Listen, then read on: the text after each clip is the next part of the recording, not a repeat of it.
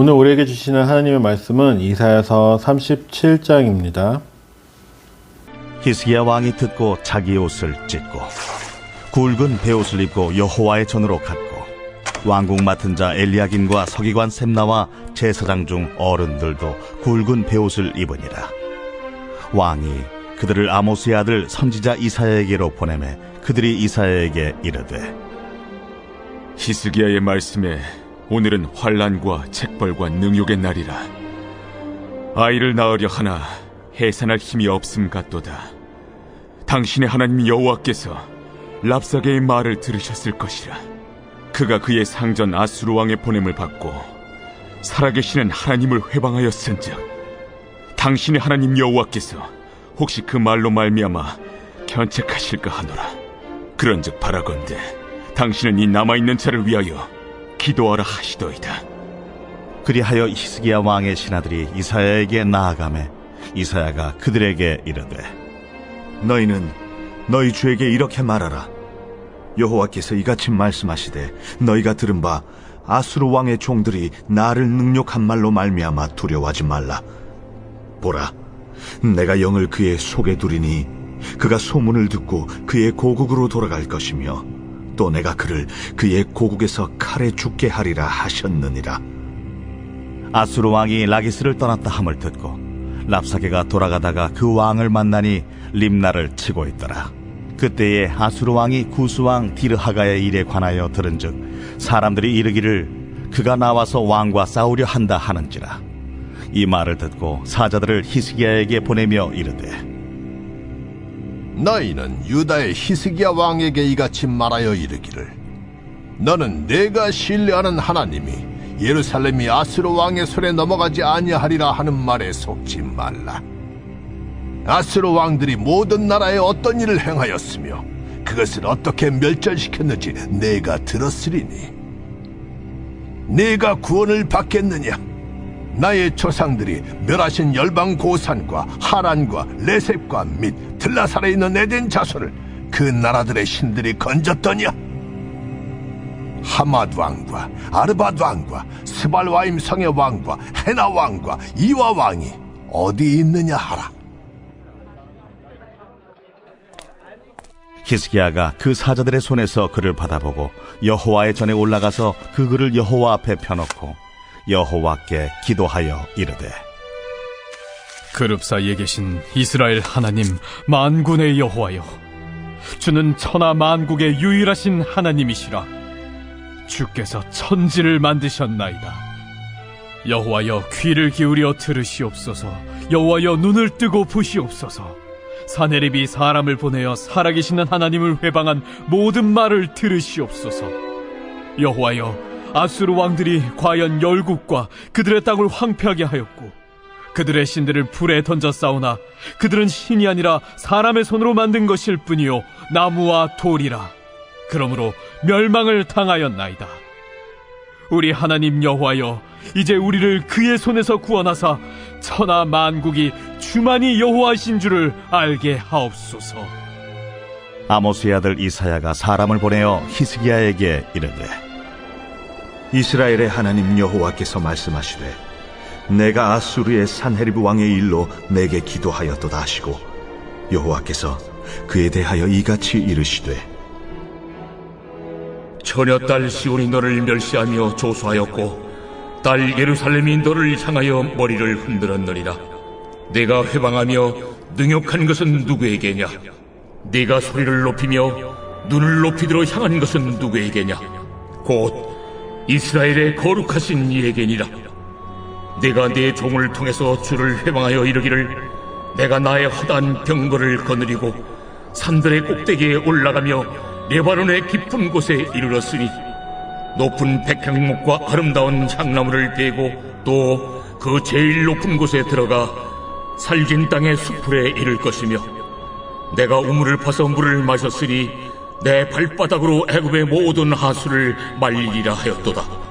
내가 어찌하여 듣지 못하였느냐? 이 일들은 내가 태초부터 행한 바요 상고부터 정한 바로서 이제 내가 이루어 네가 견고한 성읍들을 헐어 돌무더기가 되게 하였노라. 그러므로 그 주민들이 힘이 약하여 놀라며 수치를 당하여 들의 풀같이 푸른 나물같이 지붕의 풀같이 자라지 못한 곡초같이 되었느니라. 내 거처와 내 출입과 내가 나를 거슬러 분노함을 내가 아노라. 내가 나를 거슬러 분노함과 내 오만함이 내 귀에 들렸으므로 내가 갈고리로 내 코를 꿰며 재갈을 내 입에 물려 너를 오던 길로 돌아가게 하리라. 왕이여, 이것이 왕에게 징조가 되리니 올해는 스스로 난 것을 먹을 것이요 둘째 해에는 또 거기에서 난 것을 먹을 것이요 셋째 해에는 심고 거두며 포도나무를 심고 그 열매를 먹을 것이니이다. 유다 족속 중에 피하여 남은 자는 다시 아래로 뿌리를 받고 위로 열매를 맺으리니 이는 남은 자가 예루살렘에서 나오며 피하는 자가 시온산에서 나올 것임이라. 만군의 여호와의 열심히 이를 이루시리이다. 그가 이 성에 이르지 못하며 화살 하나도 이리로 쏘지 못하며 방패를 가지고 성에 가까이 오지도 못하며 흉벽을 쌓고 치지도 못할 것이요 그가 오던 길 곧 그 길로 돌아가고 이 성에 이르지 못하리라. 나 여호와의 말이니라. 대저 내가 나를 위하며 내 종 다윗을 위하여 이 성을 보호하며 구원하리라. 여호와의 사자가 나가서 아수르 진중에서 18만 5천인을 쳤으므로 아침에 일찍이 일어나 본즉 시체뿐이라. 이에 아수르의 사느립 왕이 떠나 돌아가서 니느웨에 거주하더니 자기 신 니스록의 신전에서 경배할 때에 그의 아들 아드람멜렉과 사레셀이 그를 칼로 죽이고 아라랏 땅으로 도망하였으므로 그의 아들 에셀핫돈이 이어 왕이 되니라.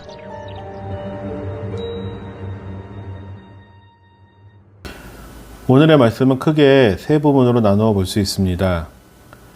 36장에 이어서 그 사네립의 말에 대해서 히스기야의 신하들은 그 히스기야의 명령에 따라서 아무런 대답을 하지 않습니다. 세 명의 신하는 랍사게의 말을 듣고 그 말을 히스기야 왕에게로 돌아갔습니다. 왕에게 랍사게의 말을 그대로 전하는 것을 볼 수 있는 것입니다. 이들은 자신을 믿고 의지하라는 그 아수르 군대의 대표자인 랍사게의 말을 듣고 아무런 말도 하지 않은 채 옷을 찢고 굵은 베옷을 입고 야훼 전으로 가는 것이 36장 21절에서 22절에 나옵니다. 그때 히스기야의 왕은 신하들이 전하는 말을 듣고 자기의 옷을 찢고 굵은 베옷을 입고 야훼 전으로 나갑니다.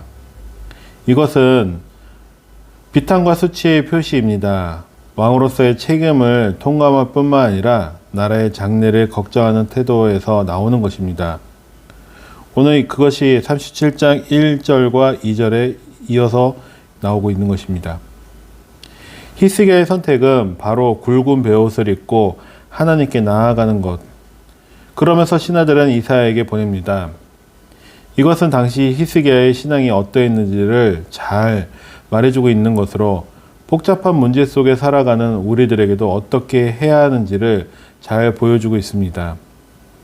3절에 보면 오늘은 환난과 책벌과 능욕의 날이라 아이를 낳으려 하나 해산할 힘이 없음 같도다 라고 말하고 있습니다. 즉 스스로 위기를 해결할 힘이 없는, 그전까지는 어떻게 했습니까? 하나님만을 의지해야 함에 오랫동안 애굽을 의지하였고 그로 인해 무례한 랍사게를 통해 능욕을 당함으로 이제는 지난날의 잘못을 회개함으로 간절히 하나님을 찾는, 현재 문제가 있으시다면 어떻게 해결해야 하십니까? 그 많은 그 가진 지혜를 동원해서 내 능력으로 해결하고 하지 않으십니까? 히스기야는 자신이 먼저 행동할 수 있는 것부터 했습니다. 굵은 베옷을 입는 그 회개의 시간과 또한 신하들도 함께 입음으로 연대감을 통해 함께 걸어가는, 그러면서 하나님 앞에 나아가는 성도는 문제가 발생이 되면 성경적으로 풀어가야 할 것입니다. 염려와 걱정을 하나님께 맡기며 또한 동시에 이사야를 찾아갔던 것처럼 건강하고 올바른 그 멘토를 찾아 조언을 받아 해결해 나아가는 지혜가 있어야겠습니다. 지혜로운 자에게는 하나님의 은혜가 임할 줄 믿습니다. 6절과 7절의 말씀입니다. 이사야가 그들에게 이르되 너희는 너희 주에게 이렇게 말하라. 여호와께서 이같이 말씀하시되 너희가 들은 바 아스로 왕의 종들이 나를 능욕한 말로 말미암아 두려워하지 말라. 보라, 내가 영을 그의 속에 두리니 그가 소문을 듣고 그의 고국으로 돌아갈 것이며 또 내가 그를 그의 고국에서 칼에 죽게 하리라 하셨느니라 하니라. 아스로 왕의 종들이 전한 하나님을 능욕하는 말로 인해 두려워할 필요가 없다고 오늘 위로로 시작하고 있습니다. 이에 대해 하나님의 심판은 그가 능욕의 말을 전하게 한 사네립의 마음속에 한 영을 두어 그가 반역의 소문을 듣고 고국으로 돌아가게 해서 그곳에서 칼에 죽게 하리라는 그 말씀을 이야기하고 있는 것입니다. 하나님은 공의의 하나님이심을 보여주고 계신 것입니다. 계속해서 8절에서부터 20절까지는 아수르가 사절단을 재파견해서 히스기야 왕에게 투항할 것을 재차 강요하고 있는 것입니다. 이는 자신과 싸우기 위하여 자신에게 진군하고 있는 구스왕 드르아가와 관련된 일을 듣고 이 상황에서 더 적극적인 군사적 행동을 취하기보다는 또 다른 사절단을 통해 자신의 메시지를 문자로 보내고 있습니다. 사네립의 메시지는 랍사게가 전했던 그런 구두 유혹과 다를 바가 없었습니다. 그 편지에는 사네립은 아수르 왕들이 행한 그 정복 전쟁의 이야기를 알고 있다면 예루살렘이 구원받을 수 있을 것이라는 생각을 할 수 있는가를 묻는 것입니다. 또다시 히스기야는 손에 편지를 들고 하나님 앞에 나아가는 것을 볼 수 있습니다. 14절에서 16절입니다. 히스기야가 그 사자들의 손에서 글을 받아보고 여호와의 전에 올라가 그 글을 여호와 앞에 펴놓고 여호와께 기도하여 이르되 그룹 사이에 계신 이스라엘 하나님 만군의 여호와여 주는 천하 만국의 유일하신 하나님이시라. 주께서 천지를 만드셨느니라. 히스기야의 모습에서 그는 겸손하게 하나님의 위대성을 찬양하면서 또한 그런 위기 상황에서 구출을 간구할 뿐입니다. 심지어 그는 하나님이 이스라엘에게 보여주시거나 또한 약속하셨던 것들에 의존하지 않고 오직 하나님께만 매달리는 것을 볼 수 있습니다. 17절에서 20절까지는 히스기야 왕의 실제 간구는 이 말씀이 이사야서 44장에 우상의 허무성이 잘 나타나 있습니다. 하나님의 이름을 모욕하는 그런 자들을 경멸했으며 또한 하나님과 거짓 신을 구별하지 못하는 자들을 안타깝게 생각했지만 결국 히스기야 왕의 기도는 살아계신 하나님의 역사를 확신시키는 것이었으며 또한 그의 최대 관심은 하나님을 향한 구원의 은총에 있었던 것을 볼 수 있는 것입니다. 계속해서 21절에서 이 마지막 절까지는 그 히스기야 왕의 두 번째 간구에 대한 여호와 그 사네립 패망과 유다의 구원 약속을 볼 수 있는 것입니다. 하나님은 히스기야 왕의 기도에 대해서 말씀하고 계십니다. 22절에 여호와께서 그에 대하여 이같이 이르시되 처녀딸 시온이 너를 멸시하며 조사하였고 딸 예루살렘이 너를 향하여 머리를 흔들었느니라. 결혼하지 않은 그 여자들은 어떻습니까? 나약하고 연약한 예루살렘이 하나님의 도우심에 대한 확신으로 그 아수르를 비웃고 경시한다는 그 유다를 위협하였던 아수르의 종말에 대해서 말씀하고 계신 것입니다. 이와 같이 하나님은 그의 백성에 대적하는 자기 자신을 높이던 그 교만한 자들의 모든 위협을 되려 웃음거리가 되는 것을 볼 수 있는 것입니다. 사네립은 앞서 유다에 대해 하나님의 그 무기력함을 역설했지만 하나님은 사네립의 그 정복행위가 오직 하나님의 계획에서 비롯된 것이라고 오늘 26절에서 말씀하고 있는 것입니다. 내가 어찌하여 듣지 못하느냐, 이 일들은 태초부터 행한 바라는 것입니다. 즉 아수르는 하나님의 그 정하신 뜻 가운데서 열방을 정복하게 되었다는 말입니다. 하나님은 악한 사람들의 생각과 계획을 사용하십니다. 또한 당신의 뜻을 이루시기 위해서 이루기도 하시는 분인 것을 고백하고 있는 것입니다. 또한 28절의 말씀처럼 내 거처와 내 출입과 나를 거스려 분노함을 다 알고 계신 분입니다. 하나님은 모든 것을 감찰하시는 분입니다. 하나님에 대한 그 교만한 생각까지도 말입니다. 시편에서는 시편 121장 3, 4절에는 이렇게 이야기하고 있습니다. 그분은 졸지도 아니하시고 주무시지도 아니하신다고 하십니다. 또한 마태복음 10장 30절에도 우리들의 그 머리카락까지도 세시는 분으로 말씀하고 계십니다. 이와 같이 하나님은 세상에 대해 무한한 관심과 또한 사랑을 갖고 계셔서 우리들의 그 일거수일투족을 감찰하시는 분입니다. 우리는 하나님 앞에서 어떤 비밀도 없습니다. 그러므로 우리는 언제 어디서나 솔직하고 겸손하게 하루를 살아가야 됨을 고백하는 것입니다. 29절에 하나님은 오만한 그 앗수르를 내가 갈고리로 내 코를 꿰며 자갈을 내 입에 먹여 너를 오던 길로 돌아가게 하신다라고 말씀하고 계십니다. 소코에 끼는 쇠콧뚜레를 아시죠? 이처럼 이것을 통해 고집세고 말 안 듣는 그 짐승을 다루는 것을 교만해진 그 앗수르를 하나님께서는 방치하지도 않으시고 당신의 그 크신 능력으로 그들을 다스리심을 볼 수 있는 것입니다. 그때 유다의 변화가 나타납니다. 30절입니다. 왕이여 이것이 왕에게 징조가 되리니 올해는 스스로 난 것을 먹을 것이요 둘째에는 또 거기에서 난 것을 먹을 것이요 셋째에는 심고 거두며 포도나무를 심고 그 열매를 먹을 것이니이다. 그 앗수르의 침공과 땅의 황폐로 인해서 처음 두 해는 농사를 짓지 못하고 저절로 난 식물을 먹지만 제3년째에서는 그 파종과 함께 추수의 기쁨을 누릴 수 있을 것이라는 바로 그 변화를 말씀하고 계신 것입니다. 하나님께서는 황폐된 그 유다가 3년 만에 정상적으로 회복되려는 징조를 보여주심으로써 유다에 대한 그 하나님의 구원을 약속하고 계신 것입니다.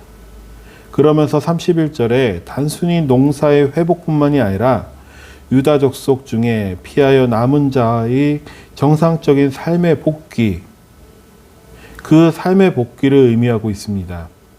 이러한 남은 자의 생존과 무리가 마치 포도나무 새싹처럼 예루살렘과 시온에서 나올 수 있다는 것은 만군의 여호와의 열심 때문에 가능한 것이라고 말하고 있습니다. 그 여호와의 열심이란 하나님은 당신의 택한 백성들을 무관심하게 방임시키지 않으시고 간섭하신다는 것입니다. 또한 하나님은 자기 백성의 그 원수를 좌절케 하려는데 기본적인 뜻과 목적을 가지고 계신 분입니다. 이는 택한 백성을 보호하시면서 감찰하시는 하나님의 그 사랑과 권능을 여호와의 열심이라고 합니다. 이 새벽 주 앞에 나와 간절히 기도하는 그 기도 제목들 하나님께서는 방임하지 않으시고 이 시간 열심을 다하여 계심을 믿으시기 바랍니다.